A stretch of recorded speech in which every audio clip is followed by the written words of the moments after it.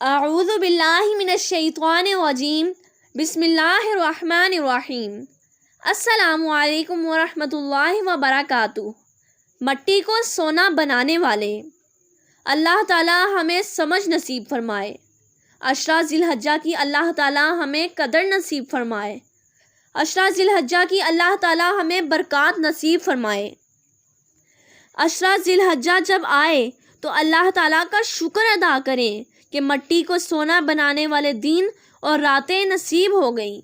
عشرہ ذی الحجہ کی تمام نمازیں باجماعت تکبیر اولیٰ سے ادا کرنے کی کوشش ہو۔ روز کم از کم 3 پارے یا 1 پارہ تلاوت کریں۔ کلمہ طیبہ کا ورد، درود شریف کی کثرت، استغفار کی پابندی کریں۔ روزانہ صدقہ اور انفاق فی سبیل اللہ ان دنوں معمول بن جائے۔ آس پاس رشتہ داروں، دوستوں اور فقراء و مساکین کو کھانا کھلائیں۔ ہو سکے تو کسی کا قرضہ معاف کر دیں اور کسی کا قرضہ ادا کریں۔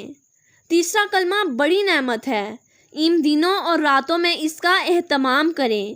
خاص طور پر وہ لوگ جو گرمی کی وجہ سے روزہ نہ رکھ سکیں اور غربت کی وجہ سے قربانی نہ کر سکیں، وہ اپنے سارے کھاتے اور حساب ان کلمات سے پورا کر سکتے ہیں۔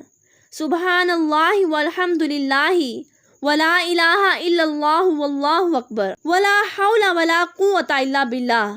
ان دنوں کسی مسلمان سے جھگڑا نہ کریں، کسی مسلمان کی غیبت نہ کریں، کسی مسلمان کی بے عزتی نہ کریں۔ جہاں بھی قربانی کے جانور نظر آئیں انہیں دیکھ کر خوب دل سے تکبیر پڑھیں۔ اللہ اکبر لا الہ الا اللہ واللہ اکبر اللہ اکبر وللہ الحمد۔ اسی طرح جب بھی بازار جائیں مسنون دعا کے بعد یہی تکبیر پڑھتے جائیں اور اللہ تعالیٰ کے قریب ہوتے جائیں۔